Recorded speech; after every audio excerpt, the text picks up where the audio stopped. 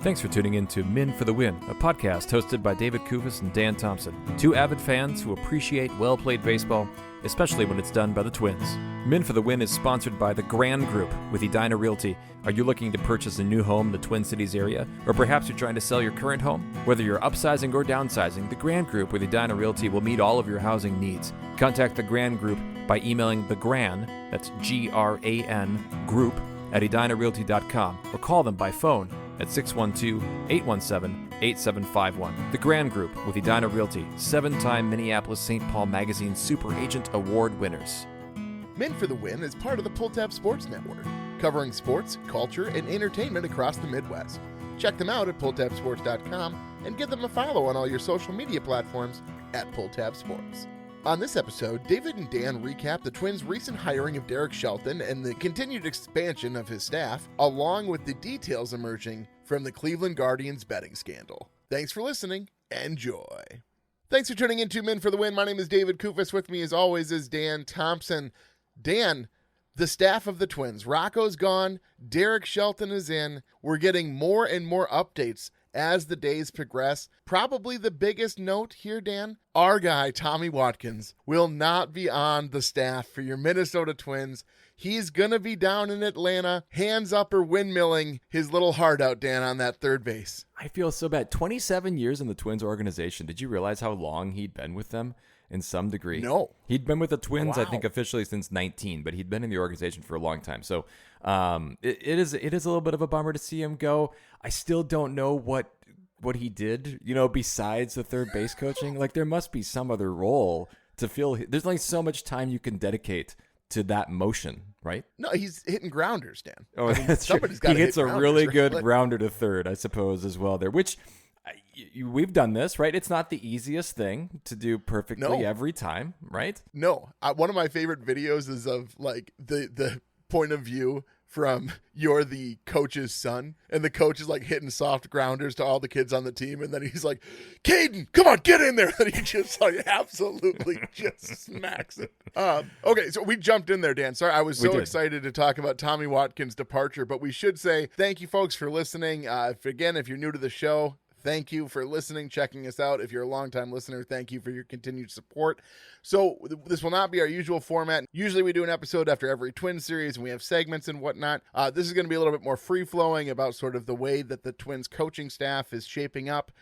As well, we know we haven't done the postseason wrap show, and I feel bad about that, but also we're waiting to have Hogs with us. But Hogs is training for this Ironman in Arizona, and he's having some family stuff. Some folks are ill, so thoughts and prayers to Hogs, of course. But so what I'll say here is, Dan, we better deliver big time on this season wrap show with how people have been clamoring for it, Dan. I think the idea is that we're trying to chip away at the other things that we would talk about before the wrap, but the problem is, David, things keep happening, and I feel like it's not going to matter by the end. We're still going to have a 2-hour raw cut, so we'll see how things go. But yes, we want to go through the hiring, and then we'll get to a couple of other things, including, obviously, the big the betting scandal with Emmanuel Clase and Luis Ortiz. A couple of his staff updates. So Pete Maki will return as pitching coach. I'm just going to run them all, and then we can kind of talk through them. LaTroy Hawkins, he wanted to be something on this staff, and so they said, sure, be the bullpen coach. That's great. Hank Conger, though, is out, and then the batting coaches are, at this point, to be determined. Thoughts on any of that there? Yeah, I think Pete Maki coming back is good. I also wonder if that may signal that they're hoping to keep quite a bit of the current pitching sort of structure in place, which I think has been very good for the Twins. And I'm hopeful that, again, that they don't trade Joe Ryan and they don't trade Pablo Lopez, even though it makes no sense to hang on to them at this point with all the steps that they've taken. But I think people like Pete Maki. I think he's done great things with the staff. I sort of wonder, Dan, the pitching side of things, does that sort of signal Derek Shelton's sort of emphasis on he wants to be more in control of how the Twins are going to address hitting and the base paths? Him keeping Maki on makes it seem like, oh, the pitching is not the problem. That's sort of par for the course now. I think Aaron Gleeman had some stats. This pitching staff has not been fantastic. I mean, they've been very middle of the road, but is that because of injuries more than it is abilities too? I mean, that is my thought is, man, it's kind of, it just follows the rest of the whole hiring. It's like, yeah, we're just going to keep doing business kind of like we've done. It's like when a restaurant changes ownership, and rather than like making this going from Asian seafood, like a fusion there, and they go to like Tex-Mex and American burgers or something.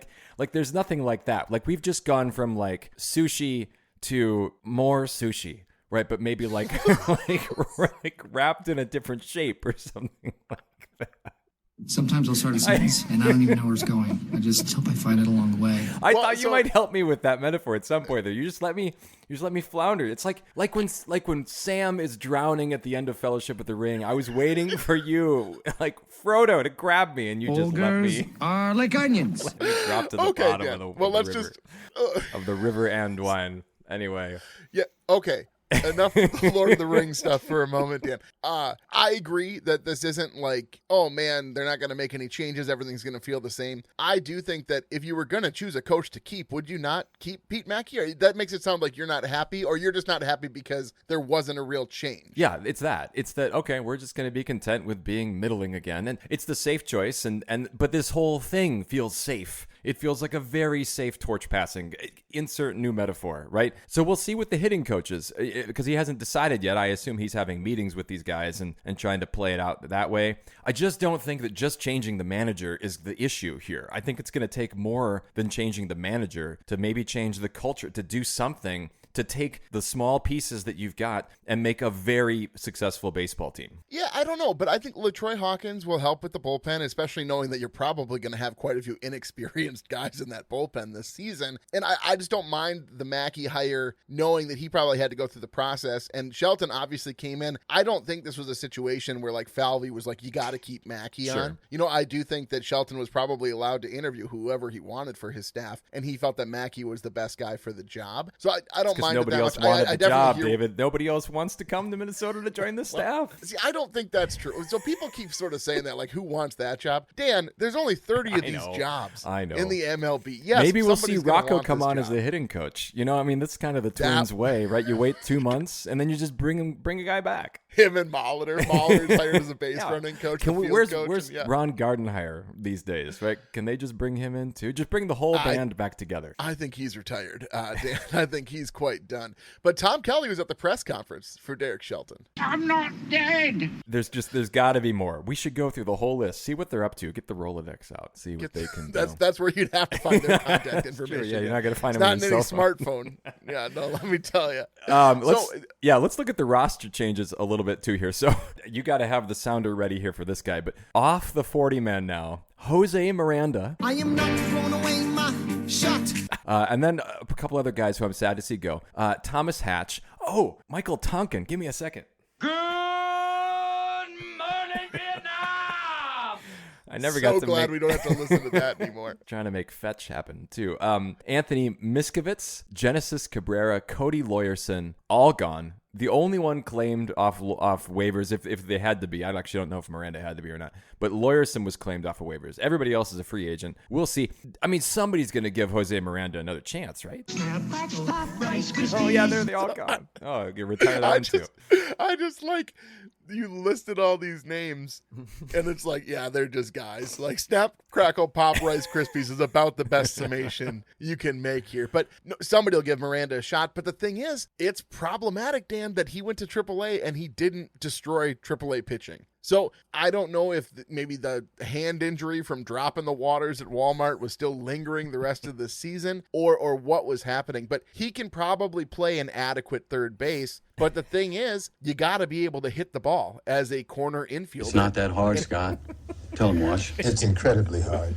I just don't know that he's shown that he can do that. Now, the thing is, I think he is a phenomenal candidate to go into spring training, big league camp with the team and come out breaking camp as a team's third baseman. But I think he gets one more shot, and then he's a journeyman AAA guy who's not going to see a lot of at-bats at the major league level. I think we're just so jaded by David Ortiz that we think that every guy is going to leave the Twins and suddenly resurrect his career, right? Like, because that's all I'm thinking here is that, oh man, somebody like the Red Sox are going to pick him up and they're going to make him an all-star again. But I don't think it's a fair comparison, right? I mean, David Ortiz was a much more effective player the year before the Twins got rid of him, wasn't he? Yeah, I don't see a scenario where Jose Miranda becomes that guy. Now, granted, I've been the guy who's been saying for years now that I thought that he was going to be one of the best hitters in baseball, like from a power I remember that. perspective. Oh, yeah. Yeah, we And have so the receipts for that. For me to doubt, Dan, for me to doubt that that's still a thing is it says something, I would think, that my confidence in Jose has dropped significantly. The other names, it doesn't really matter. I mean, this is all housekeeping moves, basically, right? Sure. We knew that these guys weren't going to be on the team. But it does sort of speak to how much work Falvey's going to have to do just to get 26 guys on this roster that aren't just warm bodies, Dan. I mean, Glenn Perkins is still available, right? Pull him out of the booth. Okay, well,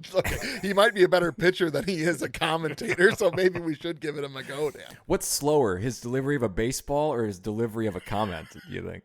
Oh, Dan. Sorry. Shots fired. Sorry, Glenn. I like when you're spicy and you pile on my hostility because it's so unlike you, Dan. I really Sure, Glenn is a loyal listener. Let's look to some good news, though, Dan. So Byron Buxton wins a Silver Slugger Award. Okay. Yes, I'm always confused. How am I supposed to feel about these things? Because if it's not like it changed his performance. It's not like it made him now I don't look back any more fondly on his season, right? Just like, oh, that's a nice honor. But like, it doesn't change what we're looking at going forward here. Is that too cynical? Yeah, a little bit, I think, because I think you have to look at it as one of the sole bright spots of the season. We can be very upset with the way the Twins season progressed, but we were thrilled with how Byron Buxton played, and just to see him have a very healthy season overall. It's great to see him rewarded, and knowing how good he is, to see him rewarded in that way, I think should be seen as a happy thing, Dan. I think we should be happy about that. I wonder if it's one of those things too where he actually has like an incentive in his contract where he gets another bonus. I think that would be cool for him. I like this for the guys who get them, obviously. I just don't know that it matters that much to me as a fan. And maybe that's just two sides of the same quarter. I don't know. I think that's a little bit funny coming from a guy who named his cat Byron Buxton. You think true. you would be more invested in him as an individual player. Maybe I'll give Byron Buxton, my cat, like an extra treat, because of this. That's what I can do, right? Every time Byron Buxton gets a hit, my Byron Buxton gets a hit as well. Well, Dan, do you know when I want a treat? I head over to Cub Foods, pick up any treat I want because their selection is unstoppable. It's your one-stop shop for all your grocery needs. With everyday fresh products and a wide selection, you'll be in great shape to host the next grill out with all your backyard essentials. I grill all winter, Dan. What's it matter? Grab your fresh produce, deli meats, party trays, and bakery all in one stop. With over 100 locations in Minnesota, check out your local Cub on your next shopping trip for all your summertime essentials. You do know it gets cold in Minnesota in the winter. You stand out there by the grill even then? I do. I just grilled barbecue chicken here this last weekend, and it was like 30 out. I was still out there doing it. It is the hardest part about it, though, is my grill. I have a decent grill. I spent a little money on my grill because we grill a lot, and it retains heat really well. But my goodness, Dan, the cook times vary so wildly because you have to really... If you're opening that grill, Dan, let me tell you, you better know what you're doing when you open that thing because you don't want it open for more than 2 minutes or the food might freeze again. Absolutely. All right, well, let's get to the next thing. So we want to look around the league a little bit. This is actually kind of Twins related too. So Nick Kurtz was unanimously named the winner of the AL Rookie of the Year. I don't think there's a lot of surprises there after the season that he had. It was pretty remarkable. But our guy, Luke Keeschall, got a couple of votes here, David. A couple being the key term there, Dan. I have magic hair that glows when I sing. Now, Aaron Gleeman posted his ballot because he's one of the guys who votes on it. And I think the way he phrased the tweet was that there are 2 Minnesota voters on that. And Luke Keeschall got a 5th place vote and a 4th place vote.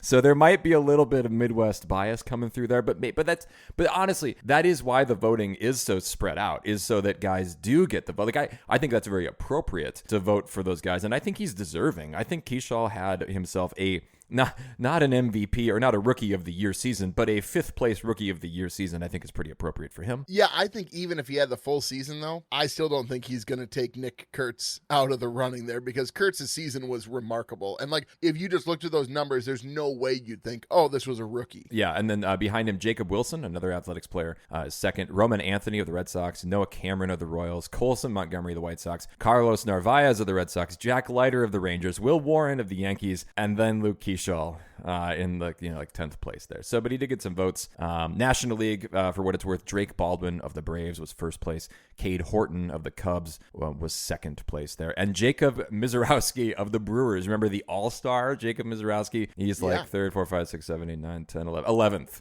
place there. So that's maybe another discussion for the day. Yeah, well, with that, Dan, let's move into sort of the big breaking news from the MLB's perspective, and that is the details have finally come out about the betting scandal that really impacted the Guardians' chances down the stretch here. With Emmanuel Clase and Luis Ortiz, they were accused of betting on games that they participated in, on individual pitches that they threw. Now they're both up for jail time, Dan, like 60 years at a maximum. Now, there's no way they're going to serve 60 years in prison. Like, I'm sure they're going to work out some sort of plea deal and they'll have to pay a whole bunch of money and things. But Dan, the articles that have come out giving the specifics about how they were doing this and the specifics with which one can bet were fascinating to me, because I have placed sports bets, certainly, primarily on F1. And in my intemperate youth, Dan, I was a pretty frequent DraftKings contributor for baseball when I didn't have a wife or children and I had a lot of time to look at all of the matchups and look at current guys' trajectories, and I could play those 50-50 leagues, a whole bunch of them in one day. So Dan, can you walk us through how did they complete this mastermind operation? I know. So there's a lot of articles, as you said. I'm reading out of the story by Jeff Passan here. And so Luis Ortiz, he's 26. Clase is 27, which I think is worth noting for their contracts and what they were potentially going to get paid. But essentially, what they would do is they would communicate with bettors about the first pitch that they were going to throw in different appearances. And by and large, it was that they were going to basically get kickback payments in exchange for agreeing to throw these pitches. And so this is all according to the indictment as well. So let's say, bettors would bet that they were going to throw a ball on the first pitch. And so that's what they would do. But they would do it in a way that, it wasn't going to be close, right? They were going to be sure that it was getting called a ball. One of actually the funny incidents to me, or the tragic ones, I suppose, Clase and Ortiz, was that there was a pitch that Clase threw that Andy Pages swung at it, even though it was in the dirt. And that cost him some money there. So but it's tragic to me because it's not that much money in the grand scheme of things. We're talking about, tens of thousands of dollars on these bets. They're not even getting all of the money in these situations. And these guys are probably up. Class A was up to make millions of dollars. It's just like, it's small potatoes here in the grand scheme. Dan, I like to place bets from time to time.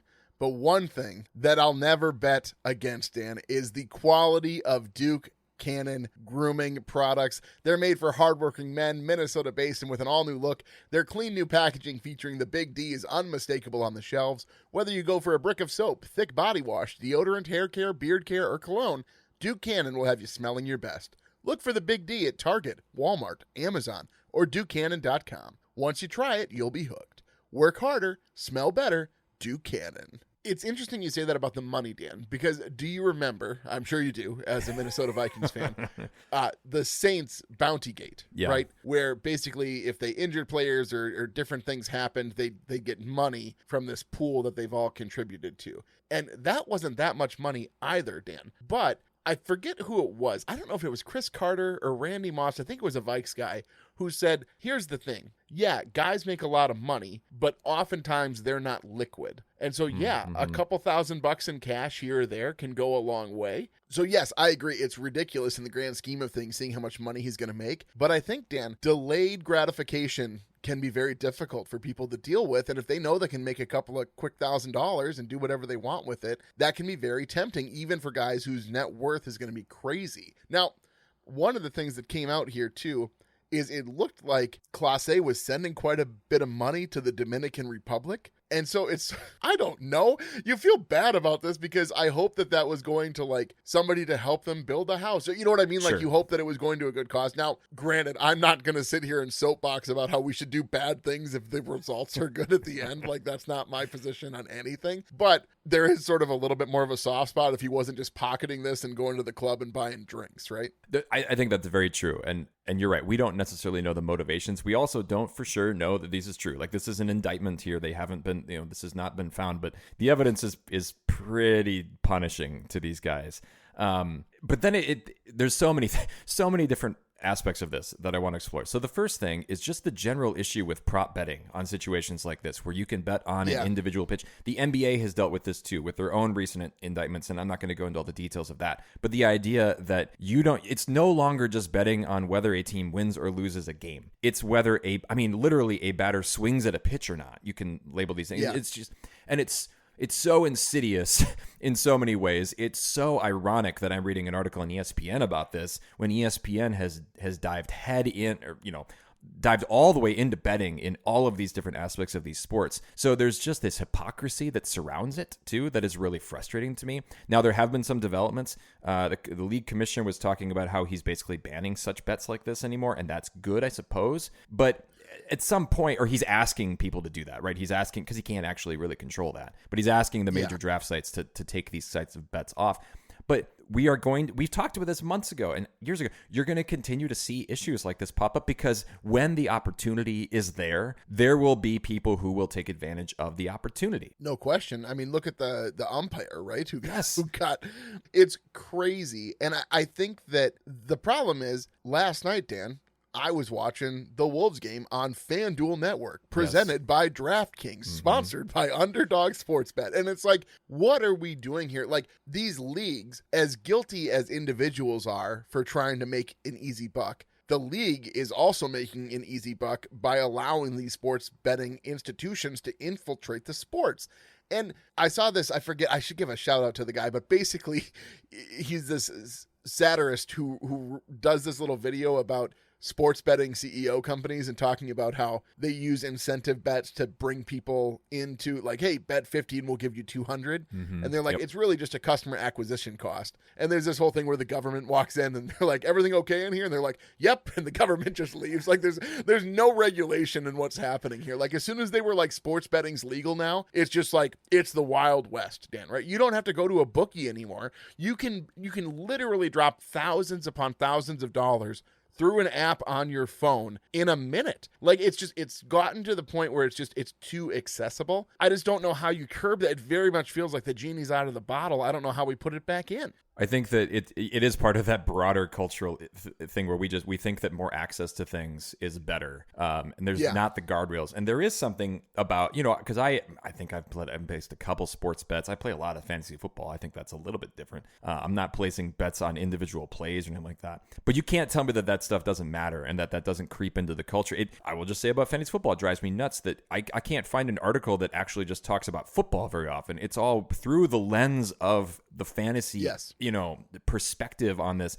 I just want to know, what's the outcome? What do people think the Packers are going to try to do against the Eagles? It's just things like that. You can't even find that anymore. So that's all frustrating. I also want to steer us towards then, where does this fit into previous scandals about sports? Because we've got things like the Astros with the trash cans. We've got, obviously, the whole steroid era. We've got all the way back to Pete Rose betting on his team to win games, and variations in between. So where do you think this lands? Is there a comparable cost to the game? Yeah, I think if we just put it into three categories. Okay, so we have sports betting being perpetrated by the players who are in the games placing those bets, steroids, which is just an increase in the organic matter of people to increase their abilities, and third would be cheating in ways that are not deemed okay. Yeah. Right? So those are sort of the three different categories. So which ones impact the sport the most? And I guess to me, I'm leaning sports betting is the worst of those three options because it impacts the way the player is playing the game. And I realize the other two also in certain ways do, but the sports betting is in somebody's head calculating how they need to perform in order to succeed in betting, not in the sport. Steroids, they're just trying to get better, right? And cheating is, again, it's impacting what's happening on the game, but the player is still trying to win. Like, cheating is bad in that it's cheating, it's wrong, but cheating is also still done by someone who's trying to win, if that makes sense. So, okay, so I would like to bring us into the realm of board games here, because I think that wonderful. Some kind of an analogy would be helpful, because I appreciate your distinction there. So I'm going to try one, and then maybe you can help me flesh out the rest. So with the cheating one, I think this is the most straightforward, right? Cheating on the game. that maybe when you are allowed to draw 2 cards, you secretly take 4. And then you kind of put 2 back or something, right? The nature of what you're doing, you know that it's illegal because it's not allowed by the rules, but you're trying to get an advantage, but you still have to play it out, right? Like, yes. So if that's one with board games, then what would be the other 2? If you can give me some kind of an analogy here, because I think this would be helpful. Yeah, I think that's a good one for if you're talking about cheating. That's a great that's trash one-to-one cans, comparison. right? Like that's the trash cans there. That's the trash cans, exactly. For steroids, what I would say is I would compare it to chess in that you have a chess engine on your phone and you're looking at the chess engine for which moves are best. So you're like boosting your ability to make it better than it would be otherwise. Okay.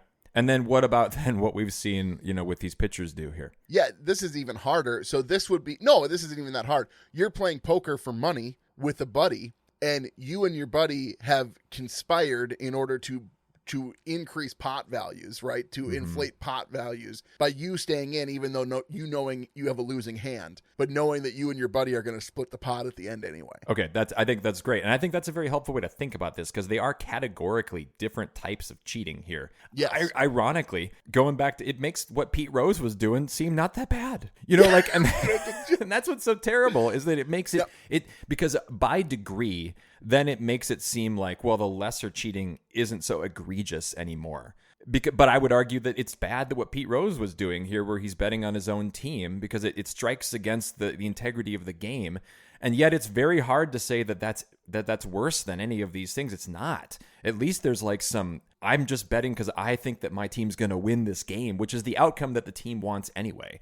Maybe unless you're Rocco in the middle game of a 2-game series and it's going to extra innings, and then maybe you're trying to play to win the next game. But like, other than that, you play to win that game there in front of you. So it's just sinister. And it's like we want to turn a cultural blind eye to it. The only defense that I can argue for the Astros is like, at least they knew that they were cheating. They tried to cover it up. They were honest about it. They were honest about covering. Like, that was a fun sentence you just said, Dan.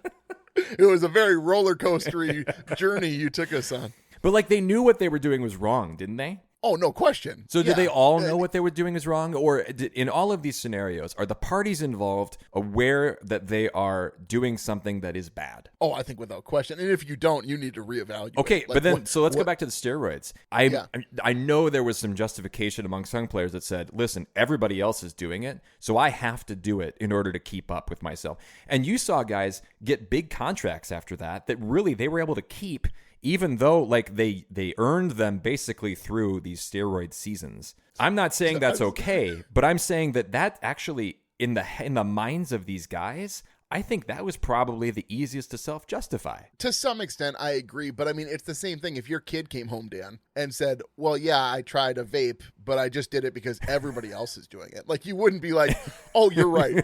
I understand where you're coming from. And I realize this is a weird way to approach this. I'm just trying to understand in the minds of these guys why they're doing this. In fact, the skimming off the top that you're talking about with these guys, where it's the liquid cash idea with Ortiz and with Clase to have, and maybe he is justifying it by saying, I'm helping to repair homes in my native country. Yeah. I guess what I'm saying is that all of these guys can justify it in their minds. There have to be the guardrails to say, no, that's not okay. There needs to be severe punishment for all of this. There wasn't severe punishment for the Astros as far as I'm concerned. The steroid issue, I don't even know how you really take things away from those guys, because then there's the malfeasance by the individual and how that impacts the team. Do you punish the team? Do you punish the individuals? How do you do that? Here it's pretty clear. They're going to punish the individuals. But if I'm a Guardians player, aren't I ticked off that these guys hurt our team in this way by getting themselves suspended? Oh, well, not just that, but just even in the game. Like, did you walk a batter because you threw that first pitch ball intentionally? Yeah. Like, I mean, you can get down to the micro. And like, we're getting a little philosophical here. But Christoph Waltz, he had an interview after he had played the Jew hunter in the movie Inglourious Basterds, and they asked him, the interviewer asked him, what did you hang on to, or what did you dig up inside to play a character who was so evil? And Christoph Waltz says, what do you mean? Like, I wasn't evil in that movie. What are you talking about? And it's not because Christoph Waltz didn't think that character was evil, but in his way of acting, nobody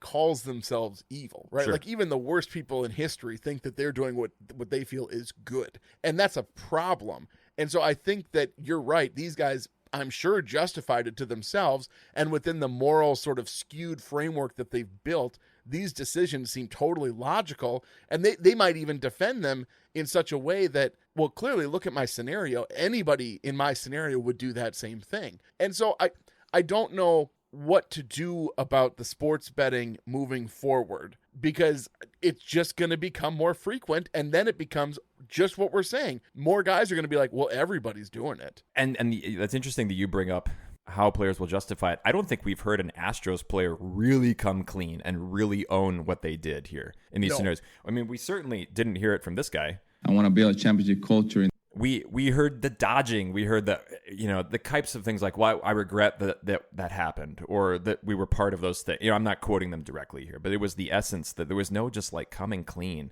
because they don't want to face the consequence. And that's why you need the external consequences. That's why the league's going to come down hard. I just wish they wouldn't create an atmosphere that made it so easy to do these sorts of things. And I don't know how you walk it back. You mentioned the genie metaphor earlier. I don't know how you back the betting up in the sport.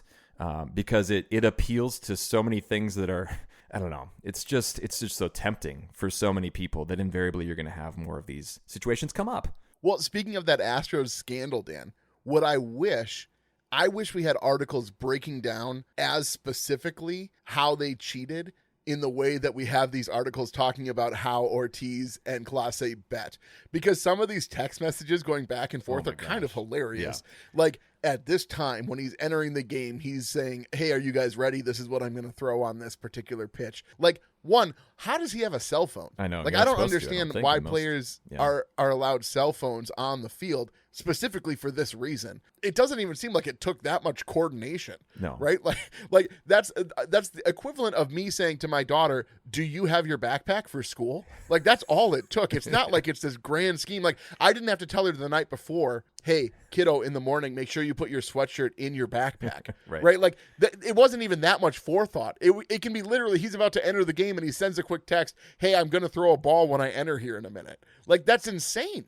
Well, and the fact that they can catch these things pretty easily, actually. Like, you can notice the spikes in betting, and so there are some analytics in that way in the betting world that I suppose can help us out here. Yeah, I just think that the commissioner of baseball deserves quite a bit of, I don't know, grief, or I don't know what you want to say here, but there's a lot of blame to be placed at the feet of these sports franchises that are just okay with allowing these sports betting institutions to infiltrate the sports. And that's how it is, Dan. And like you said, I don't know where we go from here, but this is the tip of the iceberg, I'm sure. I'm sure other guys have already actively participated in betting in the same way. I don't want to be Jose Canseco here and say that everybody is sports betting, but I also want to say that to pretend that this isn't probably, what's the word here? To pretend like this isn't pervasive throughout the sport is probably naivety on my part, or those who believe that, Dan. Well, I'm sad that we have to be having this conversation at this point. Luckily, we're not having it about a Twins player, and I suppose, gosh, I hope that there's nothing of that, because I think that would bring it home all the more. I think with that, David, I'm going to send us out, and hopefully then soon we will have our season wrap done, and we can look back at the 2025 season one last time. Wonderful. Thanks, Dan. Folks, if you like what you hear, please tell a friend. You can follow us on X at Min for the Win. You can find our Min for the Win Facebook and Instagram pages. Make sure you subscribe to the podcast on your favorite platform so you're notified when new episodes are available. And if you could leave us a rating or like, we'd greatly appreciate it. If you'd like to support the show further, you can find us on Patreon. The link is in the description. Thanks for listening, and as always, go Twins. That'll wrap up another episode of Min for the Win, a podcast hosted by David Kufis and Dan Thompson, two avid fans who appreciate well-played baseball, especially when it's done by the Twins. Thanks so much for listening, and as always, go Twins.